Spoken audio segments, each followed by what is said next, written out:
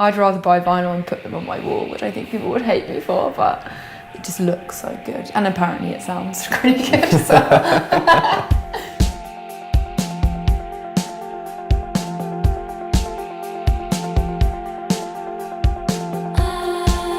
We do multiple demos of things, or at least on the last record we did, in kind of different contexts. We were lucky enough to be able to kind of do some multi-track recording, you know, as a whole band, so we could do live recordings of things, because the live aspect is, you know, pretty important to us. We don't try too hard to make, you know, the live sound exactly like the record. You know, we do overdub and we layer things and stuff like that to make, you know, the recordings sound as good as they can be. We're not purists in that sense.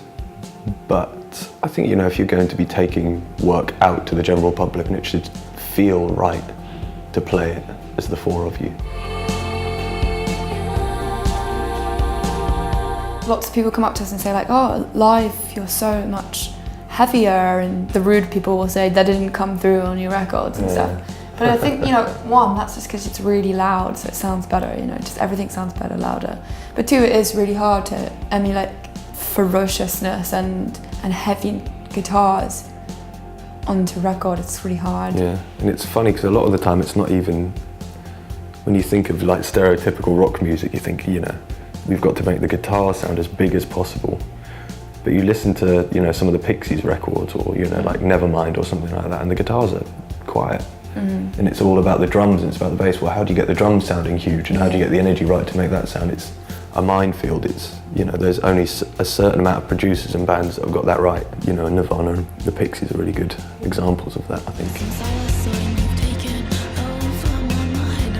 I mean, you know, we're both products of, you know, our generation or whatever, and, you know, you're into guitar music and you're into bands and stuff, and you listen to the stuff that's readily available at the time, you know, Kings of Leon and, you know, the White Stripes and the Yeah Yeahs and stuff like that, and then you kind of just work outwards really from there, don't you?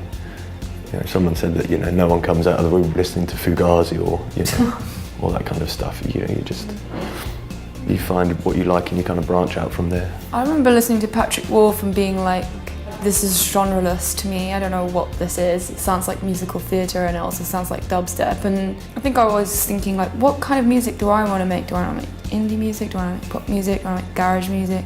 And then he was an example of like, oh, I don't need to decide, I'll just do whatever.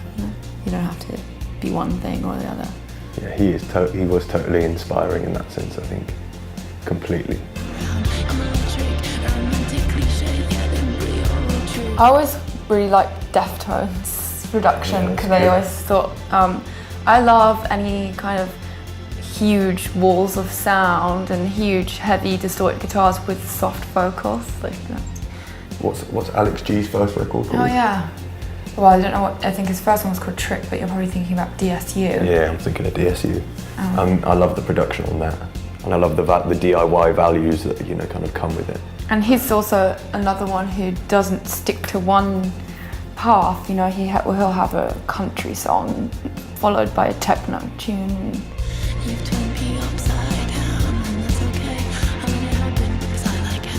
The best thing for me, I don't listen to stuff on vinyl, in all honesty. I don't have a vinyl player and I think I'm too impatient to put it on. But I'd buy it because I love, it's like a piece of art, isn't it, as well?